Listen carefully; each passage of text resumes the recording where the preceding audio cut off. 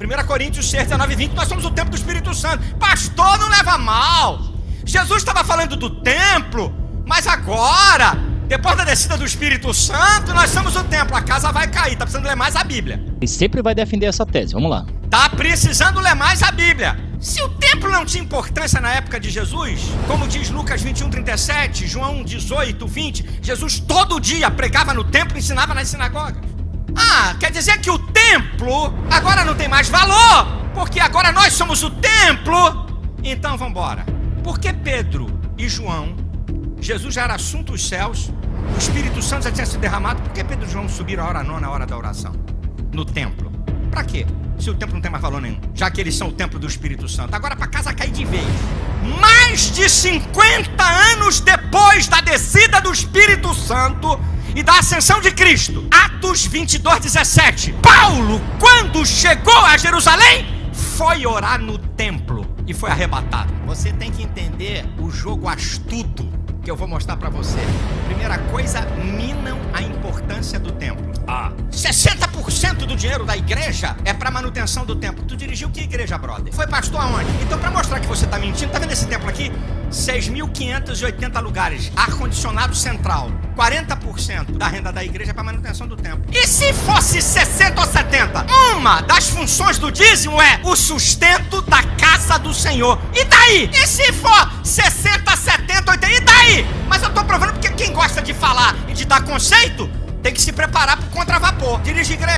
Vou ler o 22. Certamente darás os dízimos de todo o fruto das tuas sementes, leia comigo, que ano após ano se recolher no campo. De acordo com esse texto, os dízimos era dado todos os cultos. Precisa ler mais a Bíblia. Os dízimos era anual. De acordo com esse texto aqui, o dízimo que Deus pediu era dinheiro ou era 10% da plantação dos judeus? Precisa ler mais a Bíblia.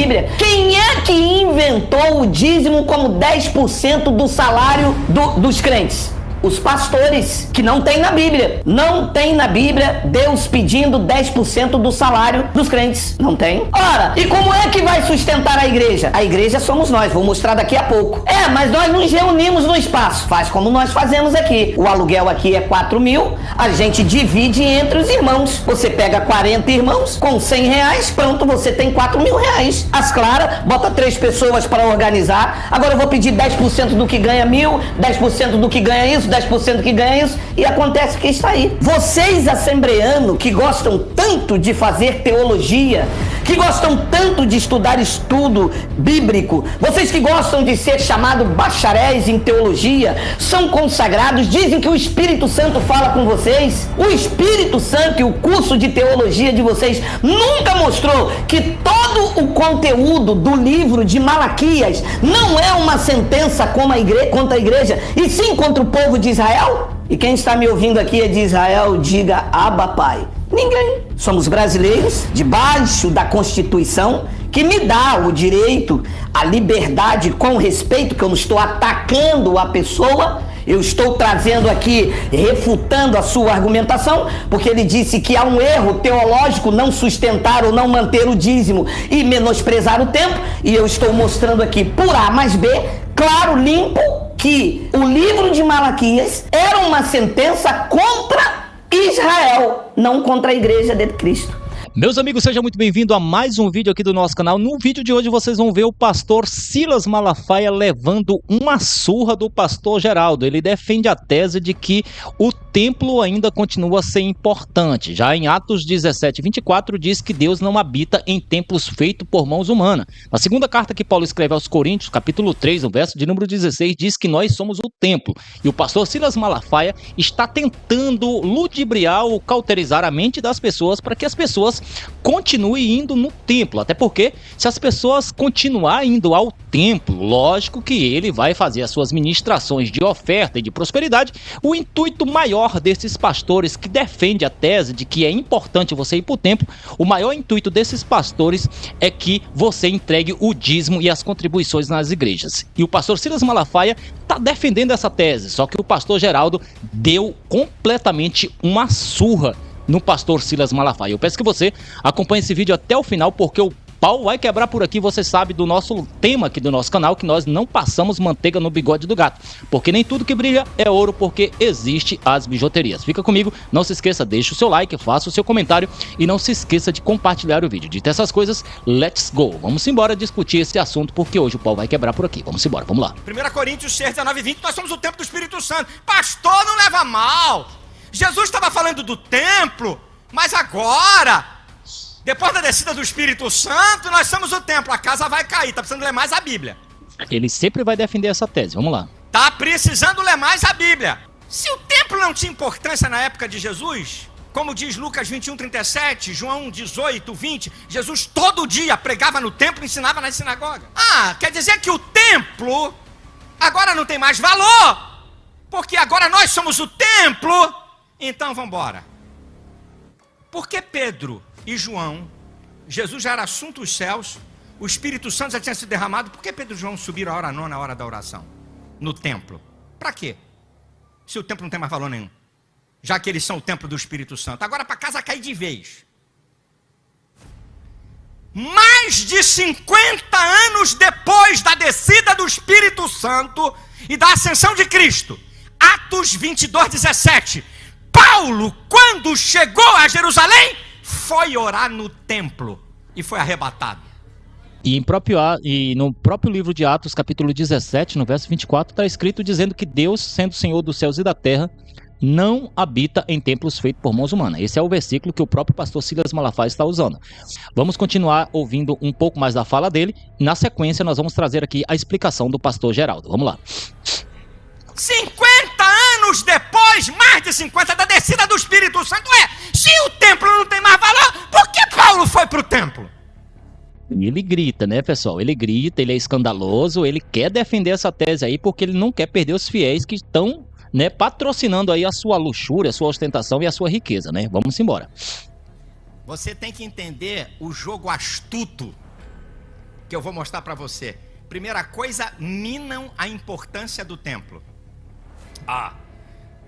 60% do dinheiro da igreja é para manutenção do templo. Tu dirigiu que igreja, brother? Tu foi pastor aonde? Então, para mostrar que você está mentindo, tá vendo esse templo aqui? 6.580 lugares, ar-condicionado central. 40% da renda da igreja é para manutenção do templo. E se fosse 60 ou 70? Uma das funções do dízimo é o sustento da casa do Senhor. E daí? E se for 60, 70, 80? E daí? Mas eu estou provando porque quem gosta de falar e de dar conceito tem que se preparar para o contravapor. Dirige igreja. Cobram. Aí, o que disse o Silas Malafaia. 3 frases nesse trecho dos vídeos dele, que todos nós assistimos, porque foi feito um convite, né? Todos nós assistimos, e eu separei os trechos aqui da defesa dele do templo, do dízimo e da autoridade pastoral. Está aqui o trecho do templo e do dízimo. 3 frases colocadas aqui, me chamou muita atenção. A primeira foi, dízimo para sustentar a casa de Deus. Depois ele coloca também o erro teológico. E uma das frases que me chamou mais atenção foi: vocês precisam ler mais a Bíblia, senão a casa vai cair. Antes de mostrar que quem precisa ler mais a Bíblia, de quem apresenta o erro teológico, é exatamente o nosso irmão. Mas antes, deixe dizer que isto não é nada pessoal, não é contra o Silas Malafaia, e sim contra os erros teológicos aplicados por ele. Ele aplica a lei de Moisés em cima do povo de Deus. E eu vou mostrar já. Antes, deixe dizer uma coisa. Ao contrário do nosso irmão, que tem um currículo invejável, eu não sou da família evangélica, portanto nunca fui sustentado com o dinheiro de ninguém, principalmente do dízimo, que é um erro teológico. Não tenho formação acadêmica e por isso eu prego o que eu entendo como verdade. E não tenho salário pago por dizimista. Sou obreiro, trabalho pessoalmente, sou pedreiro e trabalho para sustentar a minha família. Não tenho nenhuma formação secular, sou semi-analfabeto, só que eu não sou burro. Eu tenho os olhos iluminados para andar segundo a verdade do Evangelho. Então as frases que me tocaram muito foi erros teológicos, dízimo para sustentar a casa de Deus com 40, 60 e ele gritou se fosse 60 ou 70. E a outra frase, precisa ler mais a Bíblia que a casa vai cair. Então vamos ensinar a ele e aos demais assembleanos que defendem o templo e o dízimo a revelação da graça de Deus. Meu nome é Geraldo Moraes, você está no canal Igreja em Espírito e em Verdade. Vamos para a Bíblia. Olha o que diz Deuteronômio, capítulo de número 14, versículo de número 22. O livro da lei, a Torá, estamos no Pentateuco. Nenhuma dessas palavras aqui são aplicadas para a igreja, e sim para o povo de Israel. É a lei de Moisés. Nós estamos vivendo a graça. É uma nova aliança, não é a aliança antiga. A aliança antiga, Cristo pôs fim. Romanos 10:4. Naquele madeiro ele cumpriu a lei. A frase tetelestai, do grego, quer dizer está cumprido, está consumado, não existe mais nada o que fazer. Paulo explica aos Colossenses, no capítulo 2, no versículo de número 13, que o escrito de dívida que constava de mandamentos e ordenanças, no madeiro ele rasgou. Ora, como é que um pastor vai me fazer pagar uma dívida que Cristo já pagou? Esta dívida estava sobre o povo judeu. Era o povo judeu, debaixo da lei de Moisés, que tinha que dar dízimo. Agora se espantem, porque esse dízimo nunca foi dinheiro, apesar de já haver dinheiro na época. Mas calma, os assembleanos gostam de ser chamados de bereanos, só que vão pelo que o pastor diz e não pelo que diz a palavra. Vamos ler? Deuteronômio capítulo 14, versículo 22. Vou ler o 22. Certamente darás os dízimos de todo o fruto das tuas sementes, leia comigo, que ano após ano se recolher no campo. De acordo com esse texto, os dízimos era dado todos os cultos? Precisa ler mais a Bíblia. Os dízimos era anual. De acordo com esse texto aqui, o dízimo que Deus pediu era dinheiro ou era 10% da plantação dos judeus? Precisa ler mais a Bíblia.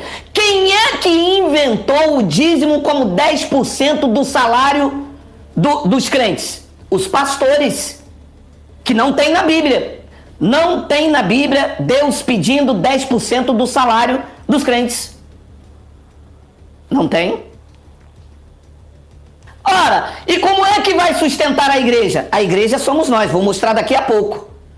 Mas nós nos reunimos no espaço. Faz como nós fazemos aqui. O aluguel aqui é 4.000, a gente divide entre os irmãos. Você pega 40 irmãos com R$100, pronto, você tem R$4.000. As claras, bota 3 pessoas para organizar. Agora eu vou pedir 10% do que ganha 1.000, 10% do que ganha isso, 10% do que ganha isso, e acontece que está aí. Um erro teológico, já no primeiro versículo, aqui está escrito aqui, certamente darás o dízimo de todo o fruto das tuas sementes, que ano após ano se recolher do campo. 23. E perante o Senhor teu Deus, no lugar que ele escolher para ali a fazer habitar o seu nome, olha lá, comerás o dízimo do teu cereal, do teu vinho, do teu azeite e os primogênitos das vacas, das tuas ovelhas, para que aprendas a temer o Senhor teu Deus todos os dias. Segundo esse texto aqui, aonde era o local que Deus para os judeus escolheu para viver? O templo em Jerusalém. O templo em Jerusalém era o local que se deveria levar o dízimo. O dízimo, não, segundo o conceito judaico, não era levado para as sinagogas, não era levado para as tendas. O dízimo, segundo o que Deus ordenou por meio de Moisés, era para ser levado no templo em Jerusalém. Ouça, o templo em Jerusalém não entrava gentios, era abominação. Judeus e gentios não se falavam. Esta era uma lei para Israel. Eles querem aplicar a lei para a igreja, mas essa lei acabou. Diz Romanos 10:4 que o fim da lei é Cristo. O fim do dízimo, o fim dos dogmas, o fim do sacerdote. Mudou a lei, mudou o sacerdote. Diz o versículo de número 24: quando o caminho te for comprido demais, que os não possais levar, por estar longe de ti o lugar que o Senhor teu Deus escolheu para ali pôr o seu nome, quando o Senhor teu Deus te tiver abençoado, então vende a 10% da plantação dos dízimos e leva o dinheiro na tua mão e vai ao lugar que o Senhor teu Deus escolher. Segundo essa passagem aqui, quando Deus pediu dízimo, que era 10% da plantação dos judeus, já existia dinheiro? Sim, olha aí, precisa ler mais a Bíblia. E Deus pediu o dinheiro ou 10% desta plantação? 10% desta plantação. O erro teológico está em nós que pregamos a graça de Cristo ou está nos pastores legalistas que ainda trazem a antiga aliança e jogam no colo das pessoas para sustentar um templo?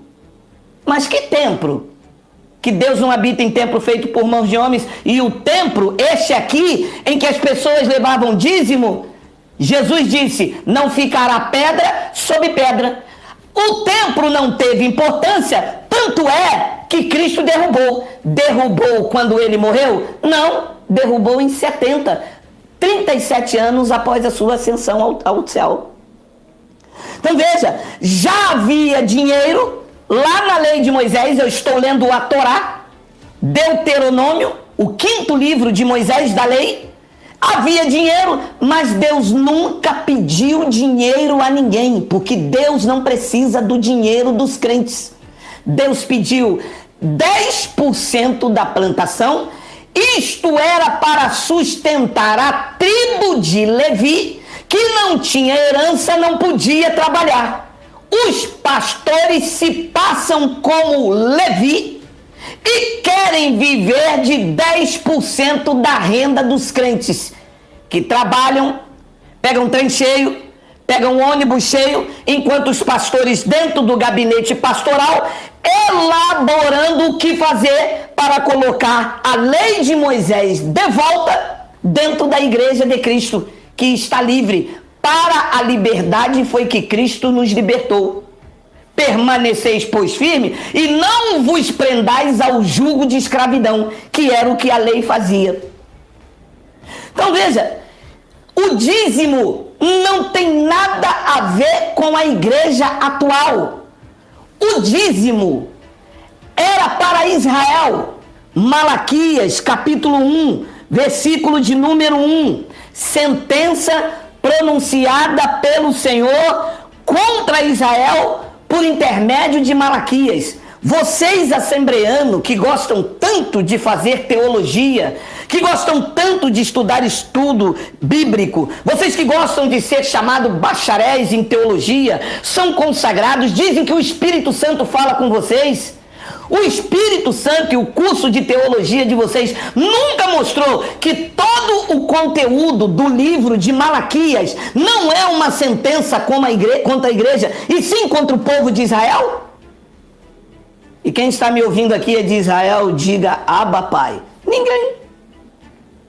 Somos brasileiros, debaixo da Constituição, que me dá o direito, a liberdade com respeito, que eu não estou atacando a pessoa, eu estou trazendo aqui, refutando a sua argumentação, porque ele disse que há um erro teológico não sustentar ou não manter o dízimo e menosprezar o templo, e eu estou mostrando aqui por A mais B, claro, limpo, que o livro de Malaquias era uma sentença contra Israel, não contra a igreja de Cristo. Depois então vem a frase que os pastores amam. Malaquias capítulo 3, versículo 8. Roubará o homem a Deus? Todavia vós me roubais em dizer, em que te roubamos?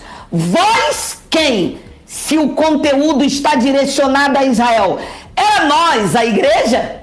Ou era o povo que estava roubando, em especial os sacerdotes? Isso não tem nada a ver comigo. A carta, a sentença, está endereçada a Israel. Ora, aqui no Rio de Janeiro prenderam Sérgio Cabral com mais de 100 anos. A sentença dada a Sérgio Cabral diz direito a mim? Não, é uma sentença direcionada. Ele não diz aqui, palavra do Senhor por meio de Malaquias à humanidade. Aí tudo bem, mas era contra o povo de Israel, era contra a nação de Israel. E Deus perguntou, roubará o homem a Deus? Todavia vós quem? O povo de Israel. Aonde está o erro teológico? Quando futurizam esta passagem, tiram ela de Israel e botam para dentro da igreja. A igreja pensa que sabe tudo, cega, obedece os seus líderes. Depois diz o versículo de número 9: com maldição sois amaldiçoados, porque a mim me roubais. Olha a conjugação verbal de quem não tem currículo, de quem não nasceu no lar evangélico, de quem chegou ontem. Olha a minha conjugação verbal. Vós, a nação toda. Qual era esta nação? A nação de Israel. O que isso diz respeito a mim?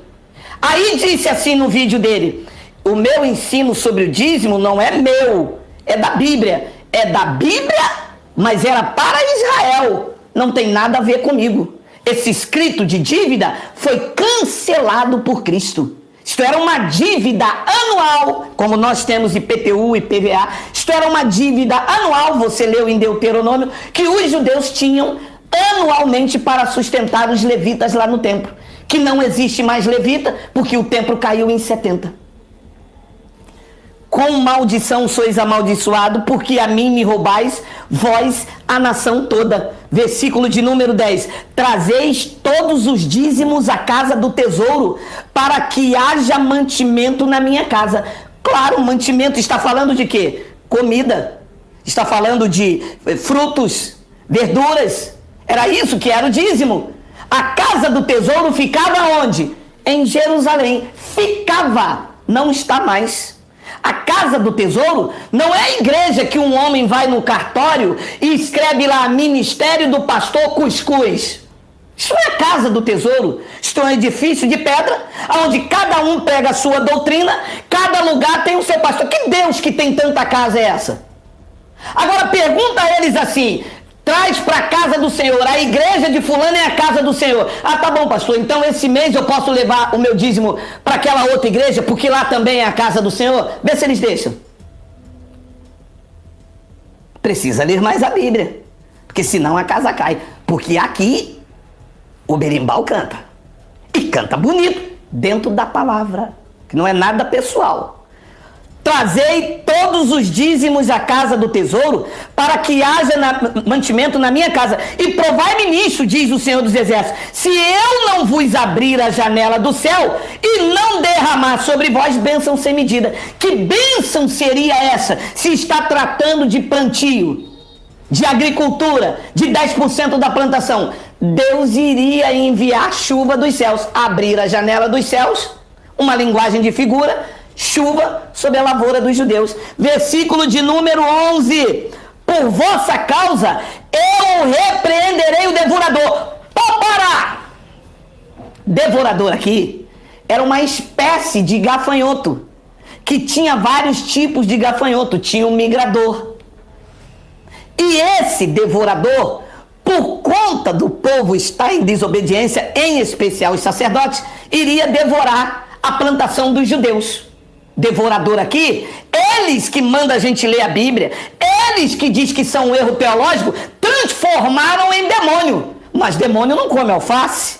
Olha lá, para que não vos consuma o fruto da terra, e a vossa vide, a videira, não será estéril, diz o Senhor. De acordo com o que você leu o texto, este devorador estava consumindo o salário, o dinheiro. Sabe por quê? Porque eles estão hábeis em transformar a verdade de Deus no engano. Porque o texto não está falando de dinheiro, de salário. Mas Jesus em Mateus 23, mandou dar o dízimo. Já é Novo Testamento. Não é. O erro teológico também é aí. Mateus, Marcos, Lucas e João não é Novo Testamento. Para ser Novo Testamento, disse o escritor dos Hebreus, é necessário que intervenha a morte do testador. Porque enquanto o testador está vivo, o testamento não tem validade, não tem vigor. E Mateus, Marcos, Lucas e João, o testador que é Jesus, não tinha morrido ainda, estava vivo. Portanto, esses livros não podem ser considerados um Novo Testamento, porque são livros de caráter autobiográfico. Todas as vezes em que Jesus fazia um milagre, ele dizia, vai ao templo e oferece a oferta que Jesus mandou. Você vê os pastores mandar fazer isso? Não. Por que é que Jesus mandava oferecer a oferta de Moisés? Por quê? Porque ainda estava debaixo da lei. Ele nasceu sobre a lei, viveu sobre a lei.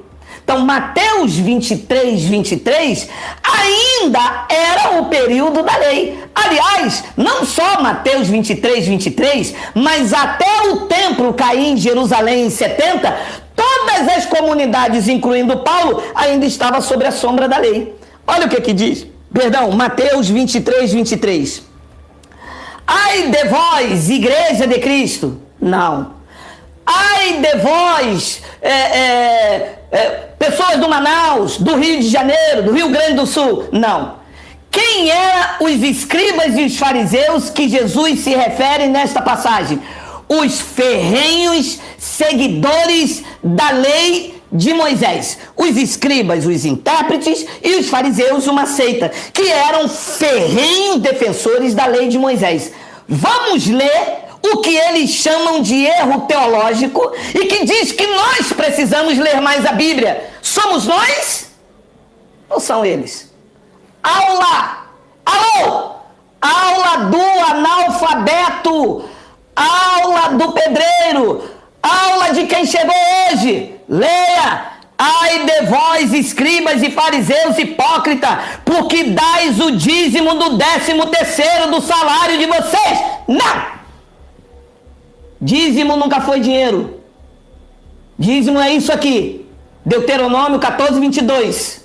Malaquias 3, 8, 9, 10, 11. Texto e contexto neles. Dízimo era 10% da plantação, era uma dívida anual. Era a lei de Moisés. Ai de vós, escribas e fariseus hipócritas, porque dais o dízimo da hortelã, do endro e do cominho, e tendes negligenciado o preceito mais importante da lei. O dízimo era da lei.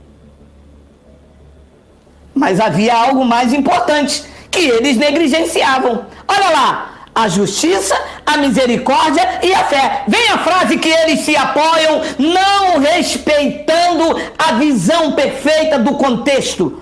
Devias fazer essas coisas a os escribas e os fariseus, que eram judeus, que viviam sobre a lei de Moisés, eles deviam, não nós. Nós não estamos debaixo da lei, nós estamos debaixo da graça. Entendeu? Que precisa ler mais a Bíblia? Mas Paulo fala do dízimo. Sim. Lembra que eu disse que o templo ainda estava de pé? Em 70 que ele caiu? Tu te lembras que Paulo está escrevendo aos hebreus que viviam debaixo da lei? Tu sabias que Paulo era judeu, mesmo depois da cruz? Paulo ia à festa de Pentecostes, Paulo rapou a cabeça, Paulo limpou um templo, porque isto era um costume judaico. Paulo era judeu. Paulo tinha obrigações judaicas. O templo de pé fazia sombra sobre todos os que viveram antes do ano 70. Enquanto o templo estava de pé, os sacerdotes e as obrigações ainda eram oferecidas. Então Paulo chama os hebreus no capítulo 7 e no versículo de número 4 e diz: considerai, pois, como era grande esse, quem Abraão, patriarca, pagou o dízimo dos melhores despojos. Versículo de número 5. Ora, os que dentre os filhos de Levi recebem o sacerdócio, tem mandamento de recolher, de acordo com a lei, os dízimos do povo, ou seja, dos seus irmãos, embora esse tenha descendido de Abraão. Vou parar isso aqui. Erro teológico é cobrar dízimo.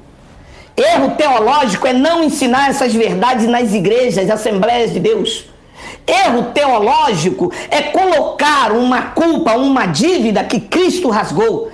Aqui diz, em todas as Bíblias do planeta, que quem recebia mandamento de recolher os dízimos não são os pastores evangélicos. Era os da tribo de Levi. Está escrito aqui ou não? É um erro teológico meu? E agora? E esse confronto? E essas verdades? Como que se explica isso aqui agora? Ora, os que dentre os filhos de Levi recebem o sacerdócio têm mandamento de recolher, de acordo com a lei, os dízimos do povo, ou seja, dos seus irmãos. Para cobrar dízimo hoje, com respaldo da Bíblia, primeiro, tem que ser da tribo de Levi. Com respaldo da Bíblia. Cada um faz o que quiser. Eu estou aqui defendendo o evangelho. No vídeo do nosso irmão, ele chamou de falsificadores do evangelho. Eu acho que tem que rever essa frase aí. Porque quem cobra dízimo tem que ser da tribo de Levi. E tem que recolher dos seus irmãos. De acordo com Deus, não é com Geraldo, isto tem que ser anualmente e tem que ser a 10ª parte do plantio. Não tem nada a ver com dinheiro. E o outro engano teológico no vídeo: sustentar a casa de Deus. A casa de Deus caiu em 70. Deus habitava lá dentro daquele templo e o conceito judaico ia buscar eles. Os gentios não entravam lá. Os gentios nunca foram no templo buscar a Deus. Quem ia na hora nona, na hora terceira, na hora nona, eram os judeus. Pedro foi ao templo porque ele era judeu. Paulo foi ao templo porque ele era judeu. Gentio nenhum entrava no templo. Era abominação. Era um conceito judaico. Aqui diz: os que dentre os filhos de Levi recebem o sacerdócio têm mandamento de recolher, de acordo com a lei, os dízimos do povo, ou seja, dos seus irmãos. Os pastores não estão autorizados, de acordo com Deus, a recolher dízimo. Então, este era um conceito judaico. Não tem nada a ver com a realidade hoje. Pedro dizia isso. 1 de Pedro, capítulo 4, versículo de número 17. Porque a ocasião de começar o juízo pela casa de Deus é chegada. Pedro está escrevendo no ano 68 na Macedônia. Eles futurizam isso para o dia de hoje. 2000 anos já se passaram. O juízo a que Pedro se refere é a parousia, ou como alguns historiadores dizem, a parousia. A parousia foi o juízo que veio sobre o ano 70. O livro Flávio Josefo da Assembleia de Deus, o livro Flávio Josefo, História dos Judeus, ensina perfeitamente isso, onde o general Tito entrou no templo, saqueou, fez e aconteceu, e o templo caiu. Foi a parousia. A casa de Deus para Pedro e para os judeus era lá. Para os gentios, nunca foi. Para os gentios, Paulo trouxe a mensagem que a casa de Deus era eles. Pedro disse: porque a ocasião de começar o juízo pela casa de Deus é chegada. Não vai chegar, já tinha chegado nos dias de Pedro. Era, e se primeiro vem por nós, qual será o fim daqueles que não obedecem ao evangelho de Deus? Então, Pedro, Paulo e todos os judeus tinham o templo em Jerusalém, a referência máxima do judaísmo, como a casa de Deus. Paulo recebeu a revelação de que a casa do Pai para os gentios somos nós, o templo do Espírito Santo. Olha aí, ó, Hebreus capítulo 3, versículo 5, olha aí. E Moisés era fiel em toda a casa de Deus como servo, para a testemunha das coisas que haviam de vir. Versículo de número 6. Cristo, porém, como filho, em sua casa, o qual somos nós. Pode parar aqui. No vídeo do nosso irmão ele diz: o dízimo é usado para sustentar a casa de Deus, a não ser que ele esteja vivendo lá em Jerusalém antes da queda do templo. Esta frase dele está correta, mas ele futuriza para o século 21 e diz: o dízimo é para sustentar a casa de Deus. Então o dízimo tem que sustentar a mim, tem que pegar tudo que se recolhe nas igrejas e sair distribuindo para a crentada toda. Porque segundo esses textos, quem é a casa de Deus? Quem é? Hein? Hein? Aqui diz que a casa somos nós. Se guardarmos firme até o fim a ousadia e a exultação da esperança, que é esse evangelho que eu vos prego. Sem domínio de homens, sem obrigação de tirar 10% do meu dinheiro, que eu não sou um judeu. Nem os judeus hoje dão mais dízimo, porque o templo caiu, não tem como levar lá em Jerusalém, a casa de Deus, o templo para os judeus, caiu. Então, meus irmãos, ele disse, 50 anos depois da morte de Jesus, Pedro entrou no templo. Erro teológico. Você precisa ler mais a Bíblia, meu irmão. Jesus morreu no ano 33. Paulo morreu no ano 68. De 33 a 68, deixa o analfabeto fazer conta. 35. Como 50 anos depois Paulo entrou no templo? Mesmo se Paulo não tivesse morrido decapitado, segundo conta a tradição, em 68 DC. De 33 com a morte de Cristo. Ele ainda ficou 40 dias. O templo caiu em 70, deixa o semi-analfabeto fazer a conta. De 33 até 70, 37 anos. Como é que ele diz no vídeo dele, 50 anos depois do Pentecostes? Ora, se o Pentecostes foi depois da ressurreição, como que se entraram no templo? Como Pedro entrou 50 anos depois? Se ele morreu em 33, o templo caiu em 70, esta conta aqui não fecha. O erro teológico não são dos pregadores da graça. Quem tem que ler a Bíblia não são os pregadores da graça. É alguém que está chamando para si, detendo para si uma autoridade e um conhecimento que não cabe mais nos dias de hoje. O dízimo é uma aberração. O dízimo era para a casa de Israel. Quem poderia recolher os dízimos eram os levitas, e eles duraram até 70. Não durou até a morte de Jesus. O templo continuou de pé. Pedro ia ao templo Formosa. Paulo entrou no templo. Quando é que tudo isso acabou? Quando o templo ruiu. Diz Hebreus capítulo 9, versículo de número 9. Estamos dando uma aula que ele mandou a gente ler mais a Bíblia para a casa não cair. Mas eu acho que depois dessa aula tem casa caindo por aí, mas não é a nossa da graça. É do povo legalista que pegam a lei de Moisés e tragam para a graça de Deus. Eles pegam veste velha e costuram em veste nova. Eles pegam vinho velho e colocam em odre novo. E as vidas ficam aí. Diz aqui, é isto, uma parábola para a época presente. E segundo esta, se oferece tanto dons como sacrifício. Embora estes dons e sacrifícios, no tocante à consciência, sejam ineficazes para aperfeiçoar aquele que presta culto. Isto era a lei, que perdurava até 70. Depois Paulo diz, os quais não passam de ordenanças da carne, baseadas somente em comida e bebida e diversas abluções, purificações com água, imposta até o tempo oportuno da reforma. Paulo está escrevendo em 68. Quando é que veio a reforma? Quando ele removeu definitivamente o primeiro pacto e estabeleceu o segundo. O templo caiu, cumprindo-se a profecia de Alcha nos dias de sua carne, quando ele disse, tá vendo esta suntuosidade? Não vai ficar aqui pedra sobre pedra. O templo lá em Jerusalém, ele teve importância para os judeus e foi mantido até a parousia. Se o templo tivesse importância, o próprio Cristo não teria derrubado ele. O templo, ele teve importância para os judeus, para nós não. Nós somos o templo do Espírito Santo. Deus não habita em templo feito por homens. Então, alguém pode me perguntar, mas a gente gosta de se reunir. É errado a gente ir a um local para se reunir? Sim e não. É errado se você é obrigado a dar dinheiro para sustentar aquele lugar, porque as vidas não são mais importantes que os prédios físicos. É errado se você tiver obrigação de tirar 10% do teu dinheiro para sustentar a casa de Deus, que a casa de Deus não é um local físico. A casa de Deus somos nós, eu matei a pau mostrando no Evangelho. Hebreus 3, versículos 5 e 6. E sim, você pode ir se você sente vontade, é livre, e se lá existe alguém que te ensina essas verdades, e se houver alguma despesa a bem de todos, seja dividido para não ser pesado a ninguém.